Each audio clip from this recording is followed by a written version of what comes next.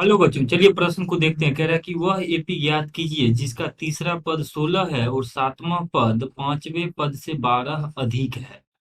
तो दिए गए प्रश्न के लिए हमारे पास जो मुख्य अवधारणा है, यदि हम इस प्रश्न के लिए मुख्य अवधारणा देखें तो किसी एपी का जो nवां पद अर्थात एन होता है, यह होता है ए जोड़ n-1 गुना डी, जहां पर ए उस एपी का प्रथम पद तथा डी सार्वंतर होता है।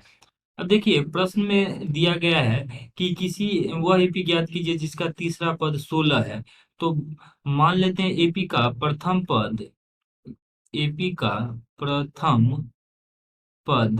है, प्रथम पद बराबर ए है, तथा सार्व अंतर की अगर हम बात करें तो सार्व अंतर जो है वह डी है मान लेते हैं। तो इस प्रकार से अगर तीसरा पद देखें तो इस सूत्र के अनुसार ए3 अर्थात तीसरा पद जो होगा इस सूत्र में एन की जगह पे 3 रख देंगे तो ये आ जाएगा ए जोड़ 3-1 अर्थात 2 डी। और इसका मान दिया गया है 16 के बराबर, इसको समीकरण 1 मान लेते हैं। अब देखिए इसमें कह रहा है सातवां पद पांचवें पद से 12 अधिक है। तो सातवां पद यानी ए7 जो है पांचवें पद से अर्थात ए5 से 12 अधिक है। तो सातवां पद बराबर हो जाएगा ए5 जोड़ 12। अब देखिए एपी का सातवां पद यहाँ पर एन के जगह पे 7 रख देंगे तो ये आ जाएगा ए जोड़ 7-1 तो अर्थात 6 डी बराबर। पांचवा पद की बात करें तो ये आ जाएगा ए जोड़ n-1 तो 5-1 तो 4 डी जोड़ 12।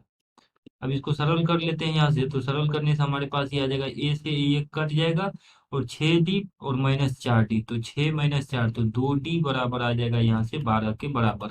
यहाँ से डी से अगर दोनों तरफ 2 से अगर दोनों तरफ विभाजित करें तो डी बराबर आ जाएगा 12/2 अर्थात 6। जब डी बराबर 6 है तो यहाँ से हम क्या करते हैं समीकरण एक में डी बराबर 6 रख देते हैं। तो ए आ जाएगा हमारे पास 16 माइनस 2 डी, तो 2 गुना डी अर्थात 6। तो इसका मान आ जाएगा 16-12 जो कि बराबर हो जाएगा 4 के। तो यहाँ से हमारे पास इस एपी का जो प्रथम पद अर्थात ए है वो आ रहा है 4 के बराबर। अब देखिए प्रश्न में हमसे पूछा गया कि एपी ज्ञात कीजिए। तो एपी का प्रथम पद तो ए ही होता है, तो यहाँ पे एपी अगर हम यहाँ लिख लें तो एपी हमारे पास इस प्रकार से हो जाएगा प्रथम पद 4, द्वितीय पद आ जाएगा इस सूत्र के अनुसार ए जोड़ डी, तो यानी 4 जोड़ 6, तो द्वितीय पद 10 आ जाएगा।